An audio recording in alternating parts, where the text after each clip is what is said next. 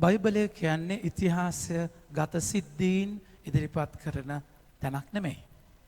ඉතිහාස ගත සිද්ධීන් නෙමෙයි බයිබලයේ තියෙන්නේ. ඒ කියන්නේ ඔබට ඉතිහාසයට අදාළ කරුණු බයිබලෙන් ගන්න බෑ. එතකොට හැම බයිබල් ගත් කතුවරයෙක්ම ලියලා තියෙන්නේ බයිබලයේ අදාළ එයාගේ පණිවිඩය දෙන්නට අදාළ වෙන දෙයයි. එතකොට එක සුවිශේෂගත් කතුවරයාට එක අරමුණු තිබුණා. එක අරමුණු තිබුණා. එතකොට ඒ අරමුණු එළියට ගන්නයි බයිබල් සිද්ධිය පාවිච්චි කරන්නේ. ඒ නිසා සමහර වෙලාවට උප්පත්ති කතා පොත් දෙකක් තියෙනවා. ඔබ දන්නවා නම් උප්පත්ති කතා පොත් දෙකක් තියෙනවා. එක පොතයි තියෙන්නේ. ලෝකයේ මැවීමේ සිද්ධි දෙකක් තියෙනවා. දැන් උදාහරණයක් විදියට එහෙම ගත්තාම දැන් මම මේක කියන්න හේතුව අපි දකිනවා මතයතුමාගේ සුවිශේෂයේ දැන් ජේසුගේ ජීවිත සිද්ධි මාලාව ගත්තාම මොකක්ද ඒ සිද්ධි මාලාවේ හරියටම අපි කියනවා ක්‍රොනොලොජිකල් ඕඩර් කියලා. හරියට මේකට පස්සේ මේක මොකක්ද උනේ මේකට පස්සේ මේක මොකක්ද උනේ කියන එක නෙමෙයි අපි එතන තියෙන්නේ. අපි එහෙම සිද්ධි මාලාව මේකට පස්සේ මේක වුණා කිය අපිට ගන්න විදියක් නැහැ. දැන් ජෝම්තුමාගේ සුවිශේෂය ආරම්භ වෙන්නේ මගේ ප්‍රමාන්තයේදී ප්‍රසිද්ධ ජීවිතේ කානානුර විවාහ මංගල්‍යයේදී. අනිත් සුවිශේෂ තුනම බෞතිස්ම ස්ථාපන අත්දැකීමෙන් පාලුකරයට ගිහිල්ලා. ජෝම්තුමා එහෙම දෙයක් කතා කරන්නේ නැහැ. මොකද ජෝම්තුමාට ඒක කියන්න අවශ්‍ය වෙන්නේ නැහැ. ඉතින් දැන් මේ කටයුතු කාරණා ඒකද බයිබලයේ ක්‍රොනොලොජිකල් ඕඩර් එක. ඒ කියන්නේ බයිබලයේ කාලයත් එක්ක සිද්ධ වුණේ මොකක්ද කියන එක හදාරද්දී ඒක වෙනම හදාරන්න ඕන දෙයක්. ඒක හදාරද්දී බයිබල් ගත්වතුරුන් කතා කරලා කියනවා මේ මතයතුමාගේ සුවිශේෂය අපි කතා කරන මේ කොටස් ඇවිල්ලා ජේසු හොසානා කියන අපි දකිනවා ජේසු හොසානා කියලා ජෙරුසලමට යනවා. ජෙරුසලමට ගිහිල්ලා ශුද්ධ වූ සත්‍ය ඇතුළත වෙන දේවල් කියලා මේක. සමහර බයිබල් කතුවරු කතා කරලා කියනවා මේ ඇවිල්ලා ශුද්ධ වූ සතිය අඟහරුව හදා වෙච්ච දෙයක් කියලා. ඉතින් මොකක්ද මෙතන වෙන්නේ? ඒ කියන්නේ ජේසු මැරෙන්න ඔන්න මෙන්න තියෙද්දි ජේසුට අන්තිමට ගහන්න පුළුවන් හැම අවිආයුධයක්ම අරගෙන අර අන්තිම සටන විදියට හැම පැත්තෙම පරිසිවරු, සද්දිසිවරු, විනයදරෝ, හෙරෝදිවරු තේරුණාද කියන එක මේ ඇවිල්ලා සාමාන්‍ය ජීවිතේ එකතු වෙලා ඉන්න අයවත් නෙමෙයි. සාමාන්‍ය ජීවිතේ ඒගොල්ලෝ වෛරක්කාරයෝ. හැබැයි එයාලා ජේසුට පහර දෙන්න මොකද වෙන්නේ? එයාලා පහර දෙන්න එයාලා එකතු වෙලා එනවා. මේ වගේ පසුබිමක මගේ ප්‍රමාන්තේනේ ජේසු 100%ක් මිනිස්සෙක් විදියට උන්වහන්සේ දෙවියන් වහන්සේ වගේම උන්වහන්සේ මිනිස්සෙක් 100%ක් මිනිස්සෙක් වගේ විදියට කොච්චර අරගලයකට ඉන්නේ නැද්ද? හැබැයි මේ අරගලය ඇතුලේ ජේසු දැන් ගිය සතියේ කතා කරලා කිව්වා බදු ගෙවන්න ඕනේද අපි සීසර්ට බදු ගෙව යුතුද කියලා හද්දි මතක නැහැ ඔබට. උන්වහන්සේ කියනවා උන්වහන්සේ ඒ සිද්ධිය උන්වහන්සේ වහු කරගන්න දෙපැත්තෙන්ම ඇටැක් කරන්න ගන්න සිද්ධිය උන්වහන්සේ පාවිච්චි කරනවා ඉගැන්වීමක් සඳහා.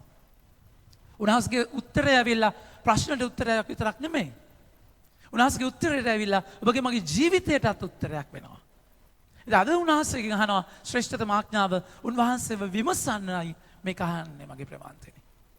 දැන් බලන්න මේ ප්‍රශ්න පිට ප්‍රශ්න එන ජීවිත තත්වය. හරියට ඔබගේ මගේ ජීවිතය වගේමයි. ඔබගේ මගේ ජීවිතය වගේමයි. ඔබගේ මගේ ජීවිතය සමහර වෙලාවට මගේ ප්‍රමාන්තේනේ මේ කාලය ප්‍රශ්න පිට ප්‍රශ්න හතර වටින් එන කාලයක් වෙනවා. උන්වහන්සේ දයාබරව ඔබට මට කතා කරලා කියන්නේ ඒකයි. උන්වහන්සේ දයාබරව ඔබ මාව අවබෝධ කරන්නේ ඒකටයි. ඒ අවදි කරන තැනදී උන්වහන්සේ කියනවා මේ හැම ප්‍රශ්නයක්ම පීඩාකාරී තත්වයක්ම අවස්ථාවක් කරගන්න ඔබගේ ජීවිතයට ආලෝකයක් වෙන. ජීවිතයට ආලෝකයක් වෙන. ඒ කියන්නේ අවස්ථාවක් කරගන්න ඔබගේ ජීවිතයට පන්නරයක් කරගන්න. ඒක කාලකන්ණි සිද්ධියක් නෙමෙයි. ඒක කාලකන්ණි සිද්ධියක් විතර ගන්නට එපා. ඒක අවස්ථාවක් කරගන්න. මොකද හැම හඳුන් කොටේට ගහද්දි සුවඳ එනවා වගේ. මැටි පිටක් අරගෙන තලලා චප්ප කරලා පුච්චලා බඳුනක් හදනවා වගේ. මේ කොරෝනාව, මේ ප්‍රශ්නය, අරගල, ආර්ථික ගැටලු, නොයෙකුත් මානසික අරගල ආතතීන් මේ හැම දෙයක්ම මතක තියාගන්න එක උන්වහන්සේ දෙන දේවල් නෙමෙයි. ඒ ඉඩදීම හරහා උන්වහන්සේ මහා පුදුම දෙයක් ඔබගේ මගේ ජීවිතේ කරනවා කියන එකට. මගේ ආදර ප්‍රේමාන්තේනේ. ඒ නිසා උන්වහන්සේගේ අතේ ඔබ ඉන්නවා නම් උන්වහන්සේගේ අතේ ඔබ රැඳෙනවා නම් මතක තියාගන්න මහා පුදුම දෙයක් උන්වහන්සේ හැම සිද්ධියක් හරහාම කරන බව විශ්වාස කරන්න. අද උන්වහන්සේගෙන් අහන මේ පසුබිමෙන් අද උන්වහන්සේගෙන් අහන ප්‍රශ්නේ තමයි ශ්‍රේෂ්ඨතම ආඥාව මොකක්ද? ශ්‍රේෂ්ඨතම ආඥාව මොකක්ද? දැන් ඔබ තේරුම් ගන්න ඕනේ දැන් වැදගත් ආඥාව කියලා කියද්දී ජුදා ජාතිකයන්ට ඒ ආඥාව උනේ දසපනත උනේ නීතිය උනේ එයාලගේ ජීවිතයමයි. ඒකයි වෙන්න හේතුව දෙවියන් වහන්සේ හැම ජාතීන් අතරම ඊශ්‍රායල් ජනතාව තෝරගෙන එයාලත් එක්ක ගිවිසුමක් දාගත්තා. ගිවිසුමක් දාලා එයාලත් එක්ක සම්බන්ධතාවයකට ඇති වුණා. හරියට විවාහ ගිවිසුම වගේ බිරිඳ ස්වාම පුරුෂයා අතර ගිවිසුමක් තියෙනවා. දුකේදී සැපේදී වාසනාවේදී අවාසනාවේදී විශ්වාසවන්ත වෙන්නට ආදරය කරන්නට ගරු කරන්නට. ඒ වගේ උන්වහන්සේ ගිවිසුමක් හදාගත්ත ජනතාවත් එක්ක. ජනතාවත් එක්ක ගිවිසුමක් හදාගෙන එතකොට ඔබ මගේ ජනතාව මම ඔබේ දෙවියන් වහන්සේ ඔබ මේ දේවල් කරද්දී. ඒතර පුරාණ ගිවිසුමේ එයාලගේ ජීවිතයම උනේ එයාලගේ නීතිය. ටෝරා කියලා අපි කියනවා. අපි පළවෙනි බයිබලේ පළවෙනි පොත් පහ අපි කියනවා පෙන්ටටියුක් කියලා. ඒ පොත් පහේම තියෙන්නේ ඒ නීතිය. ඒකේ සම්පින්ඩන වෙච්ච සංක්ෂිප්ත වෙච්ච නීති මාලාවන් ගොඩාක් තියෙනවා. නීති 613ක් තියෙනවා. දසපනතට අමතරව දසපනත හරහා ඒගොල්ලෝ හදාගත්ත නීති 613. ඒ කියන්නේ හැම ජීවිතේ හැම දෙයකටම නීතියක් තිබුණා. මොකද ඒගොල්ලෝ දැනගෙන හිටියේ ඒ නීතිය ඉෂ්ට කිරීම තමයි දෙවියන් වහන්සේගේ කැමැත්ත කිරීම. ඒ ඉෂ්ට කිරීමෙන් තමයි දෙවියන් වහන්සේට සම්බන්ධ වෙන්නේ කියලා. මගේ ආදර ප්‍රේමාන්තයනි. ඒතර මේගොල්ලන්ට නීතිය එකයි ඒගොල්ලෝ මහා පුදුම විදියට ඒකේ තව අණු කොටස් කඩාගෙන හැම සිද්ධියකටම තේරෙනවද කියන එක. දැන් සබත පිළිවෙදින්නේ කොහොමද කියලා කියන්නේ. කියන්නේ කරල් කඩන්න පුළුවන්. හැබැයි පොඩි කරන්න බෑ. කරල් කඩලා පොඩි කරන එක පාපයක්. ඒක ඇවිල්ලා ඒගොල්ලෝ හදාගත්තා. දැන් අදටත් හරි අදටත් ජුදා ජාතිකයන්ට ලිෆ්ට් එකේ බටන් එක ඔබන්න බෑ. තේරෙනවද? ලිෆ්ට් එක යනවා බටන් එක ඔබන්න බෑ සබත් දවසේ. මොකද ඒක දෙවියන් අර ඒ නීතිය හරහා ඒගොල්ලෝ හදාගත්තා. මගේ ප්‍රේමවන්තයනි දැන් ඊට පස්සේ නීතිය කියන එක අරමුණ වුණා. නීතිය හරහා කතා කරන අරමුණ අමතක වුණා. දැන් ඔබ මාව නීතිය කියන්නේ අරමුණකට යන්න උදව් වෙන සංකේතයක්.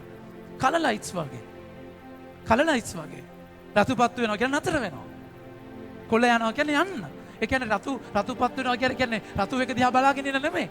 එතන ඩිස්කෝ ඩාන්ස් එකක් නෑ. කොළපත් රතුපත් වෙවි.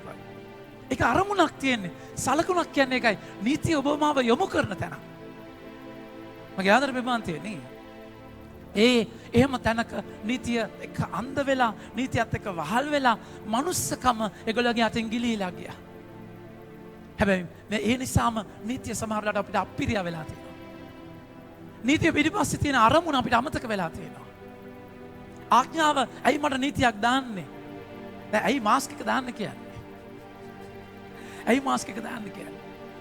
මේක දැන් ඇයි එහෙම කියන්නේ? එහෙම කියන්නේ මගේ ප්‍රේමවන්තනේ ඒක ඔබට තියෙන ඔබගේ සුභසිද්ධිය සඳහා. අපිට මාස් දාන්න බෑ. අපි වුණා මාස් දාන්න. තේරුණාද? ඒක එහෙම කියනවා නම් ඔබටමයි විපත්තිය. දැන් මාළු කඩේ ඉන්න ගිහිල්ලා ආශ්‍රිතයන්ව මාළු කඩේ කියලා මාළු ගත්තා නම් PCR එක පෞද්ගලිකව කතා කරලා චෙක් කරගන්න. නැත්නම් නිරෝධාන වෙන්න තනියම. තේරෙනවද? මේක කරන්නේ ඇයි? ඇයි මේක නීතියක් විදිහට තියෙන්නේ? ඇයි ඔය මෙහෙ ඉබාගාතේ ඇවිදින්න එපා කියලා කියන්නේ? ඒකට හේතුවක් එක්ක. ඒක තියන්නේ ඒක පිටිපස්සේ අරමුණක් තියෙනවා. දැන් ඒක තේරෙන්නේ නැතිකොට අපි ඒවා මහා වදයක් වෙනවා. ඒකේ කිසිම තේරුමක් නැති තැනක් වෙනවා. මගේ ආදර ප්‍රේමාන්තයනි. නමුත් උන්වහන්සේ කතා කළා කියනවා නීතිය පිටිපස්සේ දහබරකමක් තියෙනවා.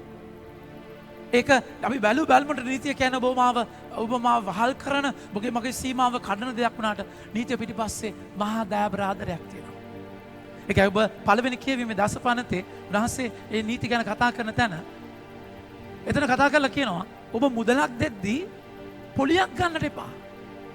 ඔබ කවුරු හරි දෙයකින් කාගෙන් හරි දෙයක් ඔබ ගත්තා නම් ඒ ගත්ත දේ දැන් ඔබ හිතන්න ඔබගේ කබාය ගත්තා නම් ඒ ගත්ත දේ රෑ එළිවෙන්න ඉස්සෙල්ලා ගිහලා දෙන්න. එහෙම දුන්නේ නැත්නම් එහෙම ඒ මිනිස්සයාට නිදියන්න සිතේ නිදිය ගන්න බැරි වෙනවා. මේක දෙවියන් වහන්සේ කතා කළා කියන්නේ. ඒ කියන්නේ ඒකේ අස්සේ පිටිපස්සේ තියෙන මහා දයාබරකම. ආදරයක්. උන්වහන්සේ කියනවා ඔබ වැන්දබුවන්ට පීඩා කරොත් එහෙම ඔබ අනාථ දරුවන්ට පීඩා කරොත් මම ඔබව මරලා ඔබගේ බිරිඳව ඔබගේ දරුවන්ව අනාථ කරනවා. දැන් මේ දෙවියන් වහන්සේ කතා කරන විදිය. කතා කරන්න ඕනේ ඒ සමාජයට. ඒ සංවර වෙච්ච සමාජයක් නෙමෙයි. එයාලා මරාගෙන රණ්ඩු කරගෙන ඉන්න තැනක එයාලා හිටියේ. ඒතකොට ඒගොල්ලන්ව හික්මවන්න දඬුවමක් එක්ක කටයුතු කරන්න ඕන. ඒ කියන්නේ ඉන්දියාවේ බැටන් පොල්ලක් බස්තම් පොලිසියේ ඉන්නේ පාරේ පොළු තියාගෙන මම දැක්ක අපේ ඉස්සරහත් ඉන්න පොල්ලක් තියාගෙන දැන් අර කියන්නේ කියන දේ අහන්න නැති වුණාම ඉතින් ඒක මගේ ප්‍රමාණය එංගලන්තේම පොල්ලක් තියාගෙන ඉන්නකො බලන්න. තේරුණාද කියන්නේ පොලිස් කාර්යය හිර යන්න වෙනවා ඊට පස්සේ. තේරුණාද කියන්නේ ඉතින් එහෙම එතකොට එක තැන්වල එක විදිය තමයි නීතිය ක්‍රියාත්මක කරගන්න ඒගොල්ලෝ පාවිච්චි කරන ක්‍රමවේද. ඒක පිටිපස්සේ මහා දයාබර ආදරයක් තියෙනවා. දයාබර සෙනෙහසක් තියෙනවා. එනිසා මගේ ආදර ප්‍රේමාන්තනේ උන්වහන්සේගේ වචනය උන්වහන්සේ ඔබ මාව අද අවදි කරන්නේ ඒ නීතිය පිටිපස්සේ තියෙන පීතෘක සෙනෙහස. හැමෝටම නීති දාන්න අපිට බෑ. ඔබට නීති දාන්න පුළුවන් ඔබගේ දරුවට. රැට කෑමයින් පස්සේ දත් මදලා නිදියන්න. නැත්තම් කුටි. මගේ ප්‍රේමාන්තනේ මේක කියන්න බෑ අනිත් අයට. මේක ඔබ අල්ලපු ගෙදර ළමයට කියලා කියන බද? එයා දාද අනේ මේ අංකල් යන්න.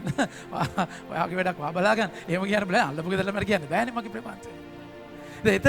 එතනදී ස්වාමීන් වහන්සේ දයාබරව ඔබ මාව අවදි කරන්නේ ඔබටයි උන්වහන්සේ නීතිය දාන්නේ. ඉස්රායල් ජනතාවටයි නීතිය දාන්නේ. ඒ පසුබිමේ ජේසුගෙන් අහනවා ශ්‍රේෂ්ඨතම ආඥාව මොකක්ද කියලා.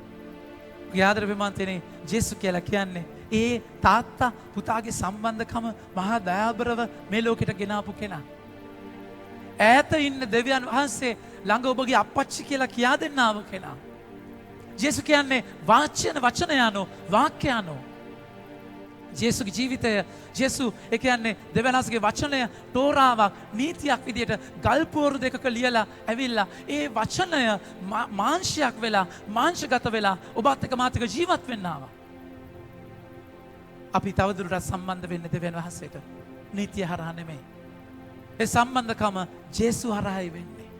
ඒක උනාසේ කියන්නේ ඔබ ඇදහිල්ලෙන් තමයි ගැලවීම ලබන්නේ. පුණ්‍ය ක්‍රියා කරලා නෙමෙයි, ව්‍යවස්ථාවෙන් නෙමෙයි. ඒ කියන්නේ ඔබ ජේසුට සම්බන්ධ වෙලා ඒ අර නීතියක් ඉෂ්ට කරලා, givisuma ඉෂ්ට කරලා වෙච්ච සම්බන්ධතාවය ජේසු හරහා අපි බද්ධ වෙනවා.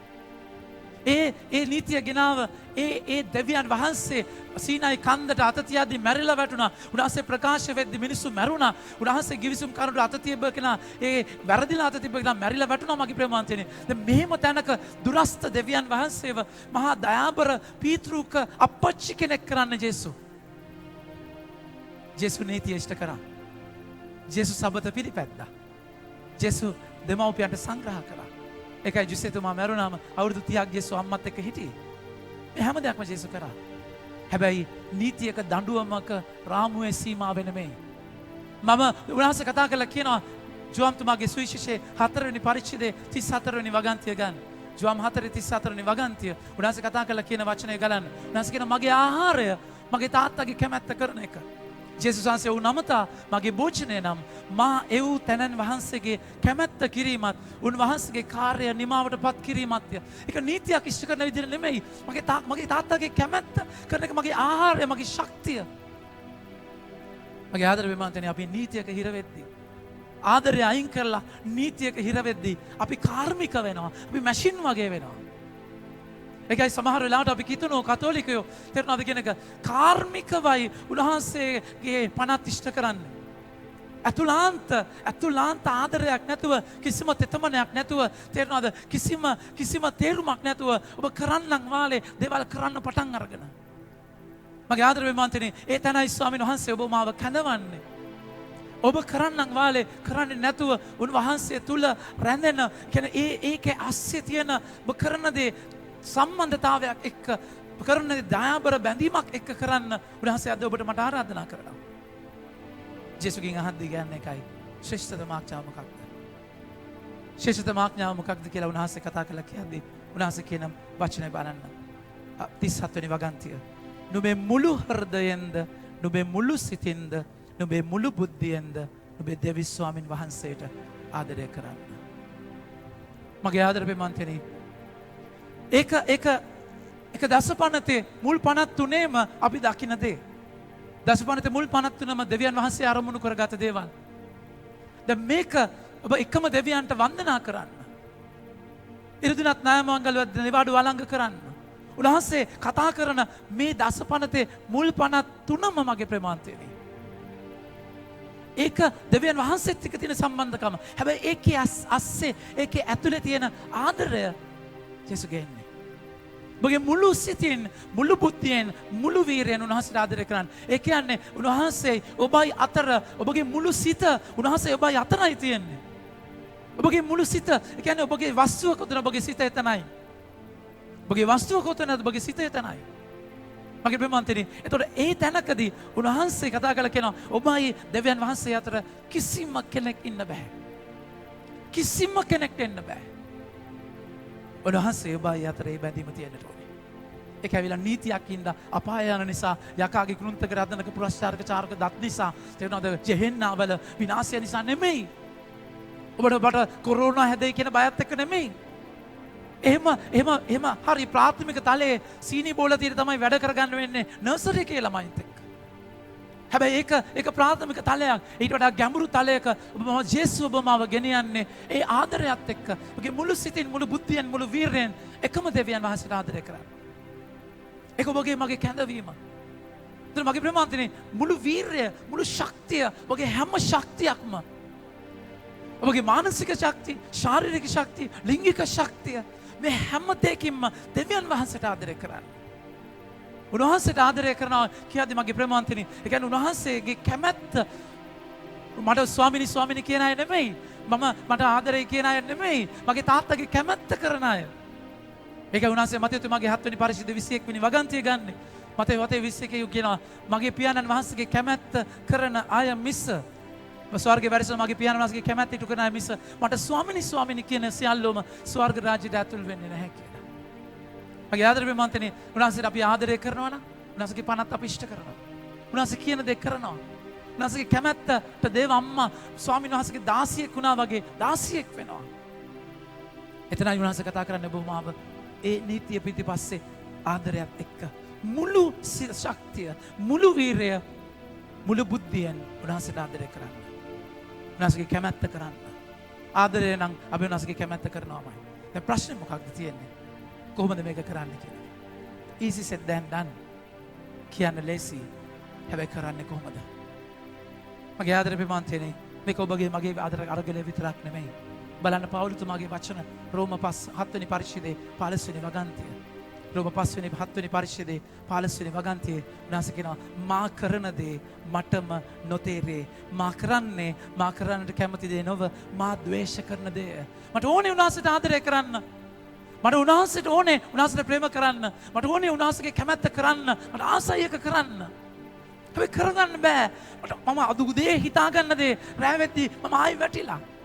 මම මේ මාසෙ කරනවා කියලා හිතාගන්න දේ ආයිත් මම කොහේ හරි තැනක චොර කරගෙන නාස්ති කරගෙන. කොහොමද මේක කරන්නේ? පවුලතුමා ලස්සනට කියනවා එතනම වචනේ. ඒක දෙවෙනි ඊළඟ වගන්තිය ගන්න පුතේ. මා කරන්නේ මා කැමති දේ බව මට හැඟේ නම් මේ නීතිය යහපත් බව මම එත්තු ගනිමි. මේ කියන්නේ මම කරන දේ නීතිය තියෙනවා. මගේ නීති ඉෂ්ට කරනවා. නීතිය යහපත්. කිසි අවුලක් නැහැ. ප්‍රශ්නයක් නැහැ. මට ජේසුස් ඕනේ නැහැ. මගේ ශක්තියෙන් මම ඒ දේ කරගෙන යනවා. නමුත් ප්‍රශ්නේ මොකක්ද? සැබවින්ම මා කරන දේ කරන්නේ මා නොව මා තුල ඇති පාපය වේ. කියන්නේ මොකක්ද ඇතුලේ අවුලක් තියෙනවා. මට හිතා ගන්න දින දේ මට කරගන්න බැරි. මොකක්ද ඔබගේ මගේ පවුලතුමාගේ අපි හැම කෙනෙකුම මේ අවුල තියෙනවා ඇතුලේ. කියන්නේ broken nature.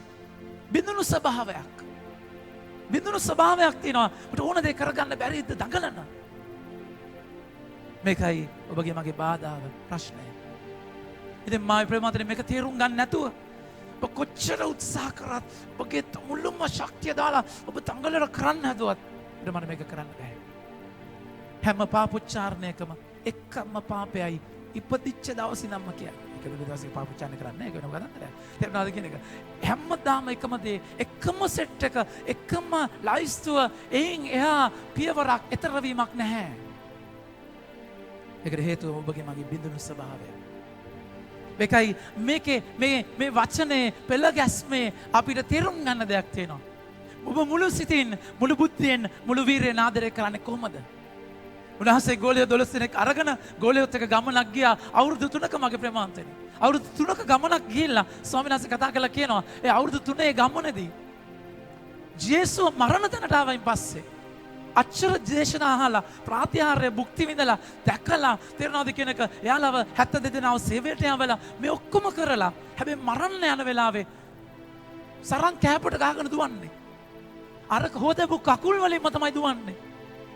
එක භෝජනය වළඳලා අනුභව කරලා මගේ ප්‍රමාන්තනේ එහෙම තැනකට වැටුනේ ඇයි? එයාගේ බිඳුණු ස්වභාවයක් තියෙනවා විසදිච්ච නැති. මගේ ආදර ප්‍රමාන්තනේ ඒකයි ජේසුස් කියන්නේ යාලට. ඔබ කරන්න ඉස්සෙල්ලා ඉන්න කොහෙද? ජෙරුසලමේ. ජෝම්තුමාගේ ලූක්තුමාගේ සමාවෙන්න. ලූක්තුමාගේ 24 වෙනි පරිච්ඡේදයේ උන්වහන්සේ 49 වෙනි වගන්තිය කතා කරලා කියනවා. ඔබ ආදරය කරන්න ඉස්සෙල්ලා ඉන්න. කොහොමද ඉන්නේ? අපි වචනය ගමු ලූක්තුමාගේ 24 49 බලන්න මම මාගේ පියාණන් වහන්සේගේ පොරොන්දු ඔබ වෙත ගෙනෙමි. ඒත් ඉහළින් වන බල පරාක්‍රමයෙන් ඔබ සම සන්නද්ධ කරනු ලබන තුරු නගරයේ නැවති සිටින්න. ඇයි මේ ඉන්න කියන්නේ? ක්‍රියාපොතේ පළවෙනි පරිච්ඡේදයේ 4 වෙනි වගන්තිය. ඇයි මේ ඉන්න කියන්නේ? ඉන්න කියන්නේ බලන්න ක්‍රියා 1:4 උන්වහන්සේ කතා කරලා කියනවා උන්වහන්සේ වුන් සමග ආහාර වළඳමින් සිටි වුන් අමතා ඔබ ජෙරුසලමෙන් ඉවත්ව නොගොස් මා වදාළ පරිදි පියාණන්ගේ පොරොන්දුව බලාපොරොත්තුෙන් සිටින්න. මගේ ආදර බිමන්තේ පාත්තගේ පොරොන්දුවේ ඉන්න ජෙරුසලමේ. ජෙරුසලම කියන්නේ මොකක්ද? their broken nature. කැඩිච්ච බිඳිච්ච තැන. එයාලව ජේසු පාවා දුන්නු. ජේසු දාලා ගිය, අතහැරලා ගිය තැනයි ජෙරුසලම කියලා කියන්නේ. එතන ඉන්න කියලා කියනවා.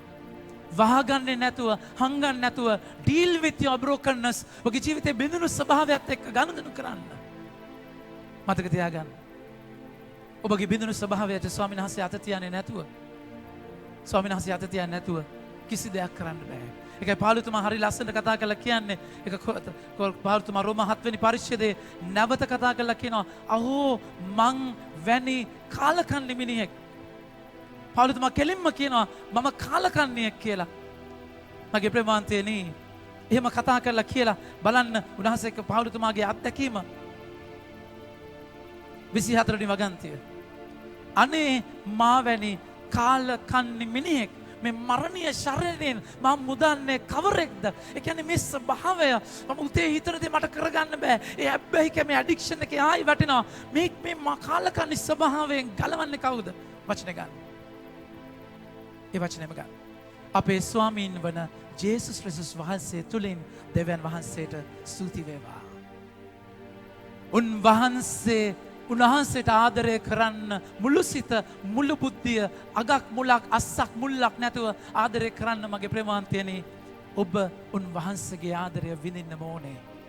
ඒක උන්වහන්සේ එක ජෝම් 4 වෙනි පරිච්ඡේදයේ උන්වහන්සේ කතා කරලා කියනවා 10 වෙනි වගන්තිය. එක ජෝම් 4 10 වෙනි වගන්තිය බලන්න.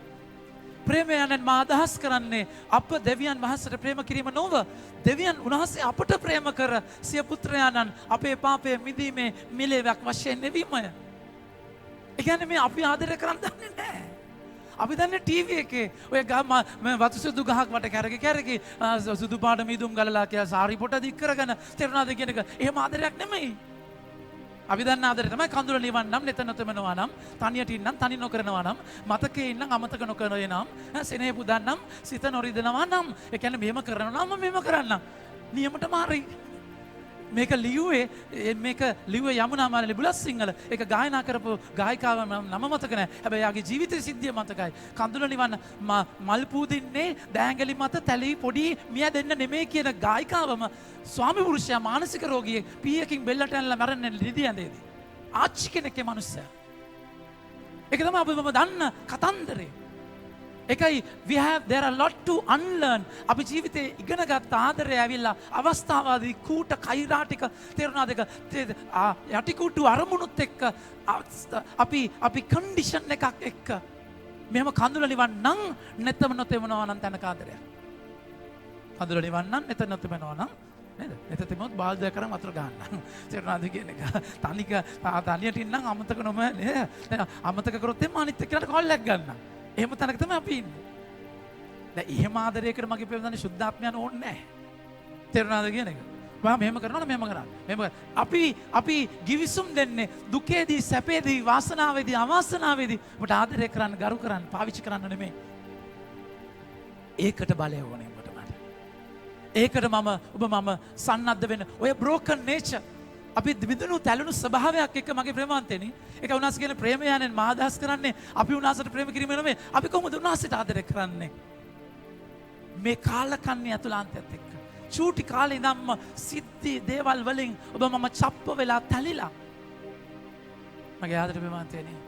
ඒතර අමාරුයි අපිට ආදරය කරන්න. ආදරේ තියෙන බයක් නැහැ. ආදරය බයක් තියෙන දෙයක් නෙමෙයි. 1 ජුවම් 4:18 බලන්න. 1 ජුවම් 4:18 ප්‍රේමයේ බියක් ගෙන දෙන්නේ නැහැ. හරිම ලස්සනට කියනවා ප්‍රේමයෙහි බියක් ඇති නොවේ. ප්‍රේමය බිය දුරු කරයි. බියවීම දඬුවම් ලැබීමට සම්බන්ධ බැවින් බියවන්නා ප්‍රේමයෙහි පරිපූර්ණ වී නැත. ආදරේ බයක් නැහැ. ඒක ආදරේ නෙමෙයි. ඊට වඩා එහා ගිය තැනක ආදරය කරන්න උන්වහන්සේ කතා කරලා කියනවා මගේ ප්‍රේමාන්තයනි 19 වෙනි වගන්තිය 1 ජුවම් 4:19 කතා කරලා කියනවා අප ප්‍රේම කරන්නේ අපි හැමෝම කියමු අප ප්‍රේම කරන්නේ උන්වහන්සේ පළමු කොට අපට ප්‍රේම කළ බැවිනි. අප ප්‍රේම කරන්නේ උන්වහන්සේ පළමු කොට අපට ප්‍රේම කළ බැවිනි. මගේ ආදර ප්‍රේමාන්තයනි උන්වහන්සේ කලින් අපිට ආදරය කරන්න ඕනේ. උන්වහන්සේගේ ආදරය අපි විඳින්න ඕනේ. අපි උන්වහන්සේට ආදරය කරන්න. එහෙම නැතුව ඒක කරගන්න බෑ. අපි කතෝලික, අපි ගිතුණුවෝ අවුරුදු ගාණක් උපතින්ම බෞද්ධ ශාසනය ලැබලා ඉන්නේ. හැබැයි අබ්බගාතව අපි ඇවිද්දේ. එක මොහොතක ඔබගේ ජීවිතේ උන්වහන්සේ මට ආදරය කියලා දැනෙච්ච නැතුව මෙකැනිකලි කාර්මිකව මැෂිමක් වගේ ඔබ කතෝලිකව රොබෝ කෙනෙක් වගේ පිතාගේ පුත්‍රයාගේ ස්පිරිතු සාන්තුගේ නාම ආමෙන් තේරෙනවද කොබුගෙන යනවා එනවා ලබනවා යනවා ඔක්කොම කරනවා රොබෝ වගේ ප්‍රෝග්‍රෑම් වල වගේ දේවල් කරනවා ජේසුගේ ආදරය විඳිනකම් ඔබ නැස්ගේ ආදරය දැනෙච්ච දවසේදී ඔබ කාර්මිකව නෙමෙයි ඔබ ඇතුළාන්තයෙන් ආත්මයක් එක්ක කටයුතු කරන්න පටන් ගන්නවා. ඒක ජේසුගේ ආදරය දැනීමත් එක්කයි මගේ ප්‍රේමාන්තෙට වෙන්නේ. ජේසුගේ ආදරයත් එක්ක ඔබ ගනුදෙනු කරද්දී ඒකයි කියන්නේ we love each other because he first loved us. උන්වහන්සේ අපිට ආදරය කරපු නිසායි අපි එකිනෙකාට ආදරය කරන්න ගන්නෙ. ඒක නිසා මුලින්ම උන්වහන්සේගේ ආදරෙන් ඔබ පිරෙන්න ඕනේ. මුලින්ම ඒ ආදරෙන් ඔබ සන්නද්ධ වෙන්න ඕනේ. ඒකයි උන්වහන්සේගේ ජෙරුසලමට ගින්න කියලා කියන්නේ ඔබ එළියට යන්න ඉස්සෙල්ලා ඔබ සේවය කරන්න ඉස්සෙල්ලා ජෙරුසලමේ නතර වෙන්න. ඉහලින් බලය ලැබෙනකම්. මොකද වෙන්නේ ඉහලින් බලය ලැබුණයින් පස්සේ රෝම 5 වෙනි පරිච්ඡේදයේ 5 වෙනි වගන්තිය මං කියවන් පස්සේ කියවන්න. රෝම 5:5 උන්වහන්සේ කතා කරලා කියනවා මන්ද සුද්ධාත්මයන්ෝ එබඳු බලාපොරොත්තුවකින් කිසිම බලාපොරොත්තුවක් ඇති කාලකිරීමක් ඇති නොවේ. මන්ද කියන්න මන්ද අපට දෙන ලද සුද්ධාත්මයන්ෝ අපට දෙන ලද සුද්ධාත්මයන්ෝ දේව ප්‍රේමයෙන් අපේ සිත් පුරවනසේක. දේව ආදරයෙන් සුද්ධාත්මයන්ෝ පුරවන්නේ. දෙවියන්ගේ ආදරයෙන් පුරවන්නේ. ඒක ජෙරුසලමේ ඉදි වෙන්නේ. ඔබගේ මගේ බින්දුච්චි තැලිච්ච තැනට දේව ආදරය එනවා. ඒ හිස්තැන් ඒ ආදරයෙන් පිරෙනවා. ඊට පස්සේ තමයි යාලා දොරවල් අරගෙන බයෙන් වහගෙන හිටිය තැන දොරවල් අරගෙන පේතුරුතුමා පන්න කඩාගෙන දිව්වේ. තුන් පාරක් දන්නේ නැහැ කිව්ව පේතුරුතුමාම දේශනාව පටන් ගන්න ක්‍රියාපොතේ. අර වැහිච්ච ඇතුළාන්තය කඩාගෙන යාලා එළියට එන්නේ සුද්ධාත්මයන්ෝ දේව ප්‍රේමයෙන් මවගේ හදවත පිරවුවායින් පස්සේ. එනිසා මෙයයි පළවෙනි තැන. මෙයයි පළවෙනි පනත. ප්‍රධානම තැන ඔබ උන්වහන්සේගේ අභිමුවට යන්නට ඕනේ. ඔබ අභිමුවට යද්දී ඔබ උන්වහන්සේ අභිමුව ඉද්දී ඒ කියන්නේ ඔබගේ මගේ ජීවිතේ දේවල් කරන්න ඉස්සෙල්ලා උන්වහන්සේත් එක්ක ඉන්න ඕනේ. යන්න ඉස්සෙල්ලා ඉන්න ඕනේ. ඉඳලා හැම උදයකම මගේ ප්‍රමාන්තනේ හැම ඊයේ දවස ගන්න ඊයේ දවසේ කොච්චර ඔබ තුවාල වෙන වචන ඔබට ඇහුණාද? කොච්චර ඔබ බය වුණාද? අතීතයේ සිද්ධි ආවද? හෙට ගැන ඔබ බය වුණාද? මේ හැම තැනකදීම මානසිකව ඔබ තුවාල වෙනවා. ඒක නිසා හැම දවසකම ડોක්ටර් ගාවට යන්න ඕනේ. හැම දවසකම මේ බෙහෙත බොන්න ඕනේ. උන්වහන්සේගේ ආදරයට ගිහිල්ලා ජේසු හැම දවසකම හිරුදාවට බොහෝ කලින් උන්වහන්සේ අවදිව යාඥා කරා කියලා හුදකලා තැනක මාර්ක් 1:35යි. මගේ ප්‍රේමාන්තනේ හැම අරගලයකදීම මිනිස්සු ජේසුව බලාත්කාරකමින් රජ කෙනෙක් කරන්න හදද්දී ජුවම් 6 වෙනි පරිච්ඡේදයේ ජේසු හුදකලා වෙලා යාඥා කරා. ජේසු කුරුසේ දරා ගන්න ඉස්සෙල්ලා මාක්තුමාගේ 14 උන්වහන්සේ මල්ලු යන යාඥා කරා තාත්තත් එක්ක ඒ තාත්තගේ ආදරය ගනුදෙනු කරා. ලුක් 22 13 අපි දකිනවා දේවදූතෙක් ඇවිල්ලා උන්වහන්සේ ශක්තිමත් කරා. ඒ ශුද්ධාත්මය අනු ඊට පස්සේ උන්වහන්සේ කුරුසේ ගත්තේ. ඔබගේ මගේ ජීවිතයේ ආදරය විඳින්න නැතුව අද කතා කර ගීතාවලිය කතා කරන උන්වහන්සේ මගේ බලය, උන්වහන්සේ මගේ බලය, උන්වහන්සේ මගේ සන්නද්ධකම, උන්වහන්සේ මගේ ශක්තිය, ඒ ශක්තිය, ඒ ආදරය ඔබට දැනෙන්නට ඕනේ. නිසා ඔබගේ හැම දෙයකටම කලින් හොඳම සහ ප්‍රථම වෙලාව උන්වහන්සේට දෙන්න පුරුදු වෙන්න. එහෙම දෙද්දි මගේ ප්‍රේමාන්තයනේ ඔබට දැනෙන්න ගන්නවා මට උන්වහන්සේගේ ආදරය දැනෙන්න ගන්නවා. ඒ ආදරයත් එක්ක මට පුළුවන් මගේ මුළු අයිතිය උන්වහන්සේට දෙන්න. මගේ ප්‍රේමාන්තයනේ පුංචි දරුවෙක් තාත්තගේ අතට පනින්නේ. තාත්තන අතට පයින්නවා මිසක් කඹයක් අල්ලගෙන එල්ලිලා යන්නේ නැහැ මෙහෙම කරගෙන නේ. පයින්නවා. එයාට ෂුවර් තාත්තව. අපිට මුළු අයිතිය දෙන්නේ නැත්තේ අපේ අහුස මුළු තැන් මට තියාගන්නේ මට ෂුවර් නෑ ඒක දෙයිද කියලා. අනන්‍ය සෆීරා මොකද කරන්නේ? ක්‍රියාපොතේ අපි දකිනවා ඉඩම විකුණලා කොටසක් තියාගෙන ඉතුරු කොටස ස්වාමීන් වහන්සේට දෙන්නේ. ඇයි මොකද බයයි සම්පූර්ණයෙන් විසි කරන්න. ඇයි ට්‍රස්ට් එකක් නෑ, විශ්වාසයක් නෑ. නැසම බලාගයි කියලා. මගේ ආදර ප්‍රේමාන්තයනේ ඔබගේ ජීවිතය ජේසුත් එක්ක ඉද්දී තාත්තත් එක්ක ගනුදෙනු කරද්දී මගේ ආදර ප්‍රේමාන්තයනේ ඔබට ඉගෙන ගන්නවා. උන්වහන්සේ මගේ අප්පච්චි, උන්වහන්සේ මගේ තාත්තා, උන්වහන්සේ මගේ හැම දෙයක්ම කියන එක ඔබ ඉගෙන ගන්න දන්නවා. ඒ ඉගෙන ගන්න දේත් එක්ක මගේ ප්‍රේමාන්තයනේ ඔබට පුළුවන් වෙනවා ඔබගේ මුළු අයිතිය උන්වහන්සේට දෙන්න. කිසිම දෙයක් දන්නේ නැත මුළු බුද්ධිය, මුළු වීරය, මුළු ශක්තියන් උන්වහන්සේට ආදරය කරන්න. ඒක ඔබ ඉගෙන ගන්න දෙයක් ටික ටික විශ්වාසයත් එක්ක. ඒකයි උන්වහන්සේ කතා කළා අපි ගැලවෙන්නේ පුණ්‍ය ක්‍රියාවලින් නෙමෙයි ඇදහිල්ලෙන්. අපි අදහනවා ස්වාමීන් වහන්සේට මේක කරන්න පුළුවන් කියලා. මගේ ආදර ප්‍රේමවන්තනි පවුලතුමා කතා කරලා කියන්නේ ඒකයි.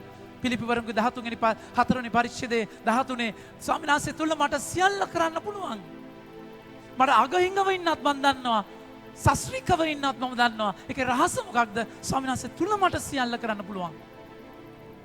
ඔබට ඒ ආදරයත් එක්ක ඔබ පළවෙනි යාඥාව ඔබගේ මුළු අයිතිය උන්වහන්සේට දෙන්න ඔබට පුළුවන් වෙනවා.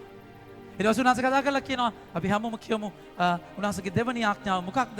උන්වහන්සේ කතා කරලා කියනවා බලන්න මේ ශ්‍රේෂ්ඨම පළමු ආඥාවය 39 දෙවන ආඥාවද කියන්න දෙවන ආඥාවද ඒට සමානය. එනම් නුඹට ප්‍රේම කරන්නාක් මෙන් නුඹට ප්‍රේම කරන්නාක් මෙන් නුඹේ අසල්වැසියාට ප්‍රේම කරන්න යනුයි. ප්‍රේම කරන්න යනුයි. මගේ ආදර ප්‍රේමාන්තයනේ නුඹට ආදරය කරනවද? ඇත්තටම ඔබට ආදරය කියලා කියන්නේ මතක තියාගන්න මේ ඇඟට ආදරය කරන එක නෙමෙයි. හොඳම ක්‍රීම් එක ගාලා පෙඩිකියු මැනිකියු මන් දන්නේ නැහැ ඔක්කොම කරගෙන ජිම් ගිහිල්ලා තේරුණාද කියන එක ඇඟ හදාගෙන V shape එක පැක් එක හදාගෙන six pack එක මේ ඔක්කොම කරගන්න එක නෙමෙයි. ඔබ කන්න පුළුවන් හොඳම හෝටලෙන් හොඳ ගානා දීලා කන එක නෙමෙයි. ඔබ ලිංගිකව තෘප්තිමත් වෙන එක නෙමෙයි. ඔබගේ ඇඟට සැප දෙන එක නෙමෙයි ඔබට ආදරය කරනවා කියලා කියන්නේ. ඔබ ඉල්ලන ඇඟ ඉල්ලන ඕන දෙයක් දෙන එක නෙමෙයි ආදරය කරනවා කියලා කියන්නේ. උන්වහන්සේ යකා ආදම් මේවට ඇසට රමණීය දිවට ප්‍රණීත නුවණ වැඩුමට කදිම දේ ඉදිරිපත් කරා. ඔබ ආත්මය විනාශ කරා. ඔබට ආදරය කරනවා කියලා කියන්නේ මගේ ප්‍රේමාන්තනේ ඔබව මගේ ප්‍රේමාන්තනේ බලන්න ඒ කියන්නේ මේ පෑන ගන්න. මේ මාකර් එක ගන්න. මේ මාකර් එක ආදරය කරනවා කියන්නේ අනේ මාකර් එක අනේ මාකර් තේරෙනවද? ඒක නෙමෙයි ආදරය කරනවා කියන්නේ. මාකර් එකේ අරමුණක් තියෙනවා. මාකර් එකේ අරමුණක් තියෙනවා. ඒක කොපුව අරගෙන ඒක ලියන්න අරමුණක් තියෙනවා. මගේ ආදර ප්‍රේමාන්තනේ ඒ අරමුණ ඒ ආත්මික ගනුදෙනුවට ඔබ අරගෙන යන්න වෙනවා ඔබ. ඒක ආත්මික ගනුදෙනුව අරගෙන යන්නේ ජේසු දවස් 4 අවුරුදු 30ක් ජේසු අම්මත් එක්ක ඉඳලා ඊට පස්සේ උන්වහන්සේ අබිනික්මන් කරලා ජෝර්දාන් නදියේ ගිලිලා උන්වහන්සේ කතා කළා ඔබ මගේ ප්‍රියාදර පුතා ඔබ ගැන මම ප්‍රසන්නයි. ඒ ප්‍රසන්නතාවයත් එක්ක පාලු කරේට ගිහිල්ලා ඒ ඔබ තාත්තා නම් ඔබ දෙවියන්සේගේ පුතා නම් මේ ගල් පාන් කරලා කන්න ඔබ දෙවියන්සේගේ පුතා නම් කියන තේත්‍රික ඒ අත්දැකීම තැම්බිලා පොරණුවක ගිහිල්ලා පිච්චිලා වාචනයක් වෙලා ඒ ආදරය අරගෙන ජේසු එළියට ආවේ. ඔබ ආදරය කරන්නේ ස්වාමීන් වහන්සේගේ කැමැත්තට ඔබගේ ඇත්තුලාන්තය බාර දෙද්දී ඔබගේ කැමැත්ත මරලා ස්වාමීන් වහන්සේගේ කැමැත්ත ඒ මාකර් එකේ අරමුණට අරගෙන යනවා වගේ ඔබගේ මගේ ජීවිතය ස්වාමීන් වහන්සේගේ අරමුණට අරගෙන යන්න ඔබ ඉඩ දෙනවායි කියද්දී ඔබගේ ජීවිතයේ තෘප්තිය තියෙන එතනයි ඔබගේ ජීවිතයට තේරුම ලැබෙන්නේ එතනයි එහෙම නේද ආදරය කරනවා කියන්නේ සැප විවරණය සුඛ විවරණය නෙමෙයි මගේ ප්‍රේමාන්තයනි ඔබ ආදරය කරන්න ගන්න කවදාද ඔබගේ ජීවිතය දිහා ස්වාමීන් වහන්සේගේ ඇස් වලින් බලන්න ගත දවසේ ඔබට ඇහිච්ච දවසේ ජොර්දාන් නදියේ පව් ගඟේ ගෙලිච්ච ජේසුට ඇහුණා වගේ ඔබ පුතේ දුවේ ඔබ මගේ ප්‍රියාදර පුතා දුව ඔබ මගේ දෝනේ මම ඔබට ආදරෙයි ඔබ මගේ මම ප්‍රසන්නයි කියන දවසේදී මගේ අම්මා කිව්වා තෝ නිකමෙක් මගේ තාත්තා කිව්වා යනවා මොකටද මම ඉපදුනේ තේරුණාද බල්ලා පූසා සත්තු අත්තම කියන වම් වචන කියලා කුණු අරප කියලාත් බැනලා අපේ ජීවිතේ පහත දාද්දී ගුරුවරු වැඩිහිටියෝ අපි පාවිච්චි සමහරවිට අපි පහත දාද්දී අපි පාවිච්චි වෙලා නන්නත්තර වෙන තැනක උන්වහන්සේ කතා කරපු දවසේදී ඔබ ගැන මම ප්‍රසන්නයි මගේ දෝනේ මගේ පුතේ කියලා හිච්ච දවසේ ඔබට පුළුවන් වෙනවා ඔබට ආදරය කරන්න. කන්ඩෙම් කරපු ලේබල් අයින් කරලා කාලකන්ණි මතකයන් අයින් කරලා ස්වාමීන් වහන්සේගේ ආදරයෙන් පිරිච්ච දවසේ එදාටයි කල්ලනට මම ආදරය කරන්න ගන්නෙ. එහෙම නැතුව ඒ ඇතුළාන්තය වහගෙන හංගගෙන එළියේ සෙන් පවුඩර් ගාගෙන ඩියෝඩ්‍රන්ට් ගාගෙන එළියේ ලස්සන ඇඳුම් ඇඳගෙන ලොකු වාහනවල ගිහිල්ලා තේරෙනවද කියන එක ලෝකයේ සුදු වුණු ගහපු සෝන්ගයක් වගේ ඉන්න එක නෙමෙයි. ඒ ආදරයෙන් ඔබ මම පිරෙන තැන. මගේ ආදර ප්‍රේමාන්තනේ ඒ දවසේදී ඔබට ආදරය කරනවා. නැස් කියනවා ඔබට ආදරය කරනවා වගේ අසල්වැසියාට ආදරය කරන්න. අසල්වැසියාගේ තුවාල අසල්වැසියාට ආදරය කරන්න බැරි මොකද්ද? සමරිතානුවරයා දැක්ක අර මිනිස්සයා වැටිලා හිටියාගේ තුවාල වෙලා එයාගේ එතන නතර වෙන්න කොහොමද? මගේ ප්‍රේමාන්තනේ එතන නතර වෙන්න බලය හම්බුනේ කොහොමද? සමරිතානුවරේ පූජිකයා යනවා ලෙවිවරු යනවා හක බලාගෙන සමරිතානුවරයා නතරුනේ කොහොමද? මගේ ප්‍රේමාන්තනේ සමරිතානුවරයා ජුදා ජාතිකේ ප්‍රතික්ෂේප කරපු කෙනෙක්. සමරිතාන ජාතිය පහත් කරපු ජාතිය. ඒ පීඩාවට ලක් වෙච්ච මිනිස්සයාට තේරෙනවා ඒ පීඩාවට ලක් වෙච්ච මිනිස්සයාගේ අරගලය. ඒකයි පෞලතුමා කියන්නේ හරි ලස්සනට අද දෙවෙනි කියවීමේ මම ඔබ ඉදිරියේ හැසිරිච්ච විදිය ඔබට ආදර්ශයක්. තෙසලෝනිකල්ලේ කියනවා පෞලතුමා කාලකන්ණියෙක් වගේ කිතුණුවන්ව මරාගෙන යද්දි අස්සයාගේ පිටින් වට්ටලා පෞලතුමාට ශුද්ධාත්ම බලය ලැබිලා ජේසු ගොඩනගපු විදිය ඒ ආදරයෙන් පෞලතුමා එයාට ආදර්ශයක් වෙනවා. පෞලතුමාට ලැබිච්ච ජේසුව එයාලට දෙනවා. තෙසලෝනි වරුන්කින්ද කතා කරලා කියනවා ඔබ මසෙදෝනියාවේ අයටත් ඔබ ග්‍රීසියා අයටත් ඔබ ආදර්ශයක් වෙච්ච විදිය. මගේ ආදර ප්‍රේමාන්තයනි මම මට ආදරය කරන්න ගත්තයින් පස්සේ මම තුවාල වෙච්ච කෙනාට ආදරය කරන්න පුළුවන් වෙනවා. මගේ බිරිඳ කටකාරයි සමහරවිට චපලයි. මගේ ස්වාමිපුරුෂයා බොබීගෙන එන්නේ. මගේ දරුවෝ කියන දේ අහන්නේ නැහැ. තේරුණාද කියන එක මම අර මිනිස්සයා මට මෙහෙම කරපු දෙයක් කරපු මිනිස්සයා මට අමතක කරන්න බෑ. එච්චර කේන්ති. ඇයි ඔබට ආදරය කරන්න බැරි මොකද? තාම ඔබ ජේසුගේ ආදරය අත්දැකලා නැති නිසා. කාලකන්ණියව ගෙස්වෙච්ච මට උන්වහන්සේ ආදරය කියලා දැනුණයින් පස්සේ ඒ ආදරය පිරුණයින් පස්සේ මට ප්‍රේමාන්තනේ අර මිනිස්සගේ තුවාලය තුලත් මම දකින්නේ බලාපොරොත්තුවක්. අර මිනිස්සගේ වේදනාව තුල මම දකින්නවා එතන අයිති කර ගැනීමක්. මගේ ප්‍රේමාන්තනේ එතනට ආදරය කරන්න බලය ලැබෙන්නේ ඔබට ආදරය කරොත් විතරයි. අපි කියනවා ඒක සයිකොලොජි වල self projection. තුවාල වෙච්ච මිනිස්සයා අනිත් හැම කෙනෙකු තුවාල කරනවා. පීඩාව පුංචි කාලේ දඬුවම් ලැබු මිනිස්සයාට ආදරය කරන්න බෑ. දඬුවම් කරලා හැම තැනම යාර නපුරුයි සරයි රියැක්ට් කරනවා. සතුටක් නැහැ ඇතුලේ. ඇයි යාව තුවාල වෙච්ච නිසා. පුංචි කාලේ අතවර වෙච්ච ළමයි. පුංචි කාලේ අතවර වෙච්ච ළමයි ගොඩාක් වෙලාවට වැඩි හිටි වුණාම homosexual tendencies වලට යනවා. සයිකොලොජි වල අපි ඒක කියා දෙන දෙයක්. නිසා ඔබ බිඳුණු කෙනෙක් නම් ඔබ තලිච්ච කෙනෙක් නම් ඔබට ආදරය කරන්න බෑ. ඒකයි ජේසුස් කියන්නේ මගේ ගාවට එන්න පුතේ. මගේ ආදරයෙන් සන්නද්ධ වෙන්න. ඒකයි ජේසුස් කිව්වේ ජෙරුසලමේ ඉන්න කුරුසේ ඇන ගහපු මරපු අයට ආදරය කරන්න ඉහළින් බලය ලැබෙන්නට ඕනේ. ඊට පස්සේ තමයි යාලා හැම තැනම ගිහිල්ලා තරාතිරම් බලන්නේ නැතිව සීමා මායිම් නැතුව මුළු ලෝකෙට ගිහිල්ලා ජේසුගේ ආදරය බෙදන්නේ. මගේ ආදර ප්‍රේමාන්තයනි. ඒ නිසා උන්වහන්සේ ඔබට ආදරය කියන කයිති කරගන්න. ඒ ආදරෙන් ඔබ ජීවිතේ සුව කරගන්න. සුව කරලා බැටළු වගේ ගඳ උහුලන රැළේ වෙන්ව ගිය බැටළුව කරේ තියාගෙන අරගෙන එන දාබර ඉන්ඩිරෙක් වෙන්න. ඔබට ආදරය කරනවා වගේ අසල්වැසියට ආදරය කරන්න. ස්වාමීන් වහන්සේගේ බලය ශක්තිය මෙයාගේ තුල ඉල්ලලා අපි යාඥා කරනවා.